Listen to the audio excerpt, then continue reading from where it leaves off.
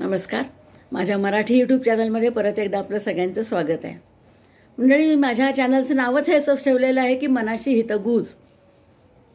कुणाशी करा का नका करू, आपण आपल्या मनाशी हितगुज अगदी केव्हाही रात्री अर्ध्या रात्री झोपेत सुद्धा करू शकतो. ही इतकी मनाची आपल्या ताकद आहे. आणि मनाला तुम्ही ओढाल तितकं लांब जाऊ शकतं, होईल तितकं छोटं होऊ शकतं, आकाशात जाऊ शकतं, मोठं मोठं विराट रूप घेऊ शकतं. त्या मनाचे तुम्ही काही कल्पनाही करू शकत नाही. आणि ह्याच अजब रसायनांनी वेगवेगळे शास्त्र शोधून काढले होते आपल्या पूर्वजांनी, जे आयुर्वेद वगैरे काढले होते.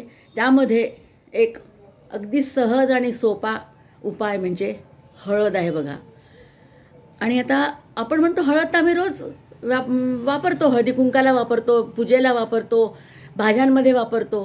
पण नाही, तुम्ही 1 ग्लास दुधामध्ये जर ती हळद झोपताना पिली तर तुमच्या स्किनमध्ये, रंगामध्ये आणि झोपेमध्ये इतका फरक पडतो आणि ब्लड सर्क्युलेशन खूप फास्ट होतं. तुम्ही विचारही करू शकणार नाही.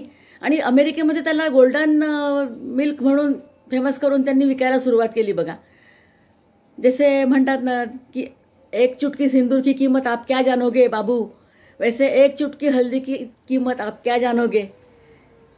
ट्राई करके देखिए, पहले ट्राई करें फिर विश्वास करें, पहिले इस्तेमाल करे फिर विश्वास करे, असं म्हणतो ना अमिताभ बच्चन. त्याचप्रमाणे मी पण तुम्हाला म्हणेल की थोडे दिवस तुम्ही 8 दिवस पिऊन पहा आणि मग तुम्हाला ती हळद कशी वाटते ते मला सांगाल. आणि मग जे विशेष म्हणजे महत्त्व का तुम्हाला वाटते आहे की हळदीमध्ये ते जखम भरून काढायचे पूर्ण गुण असतात. कुणाला स्टिचेस पडले असतील किंवा जखमा झाल्या असतील, इंटरनल ब्लिडिंग झालं असेल, वरून औषधोपचार तुम्ही डॉक्टरांचा चालूच ठेवा, तो मी नाही म्हणत नाही तुम्हाला करायला. पण त्यासोबत तुम्ही 1 चुटकी पाण्यामध्ये हळद टाकून जर घेतली तर तुमची रिकव्हरी फास्ट होते. सूज उतरते, कुठेही सूज असो, डोळ्यावर सूज असो, मार लागलेली असो, स्टिचेस असो, काहीही असो, ते उतरून जायला मदत होते. म्हणून मी तुम्हाला हळदीचं महत्त्व सांगितलं आहे.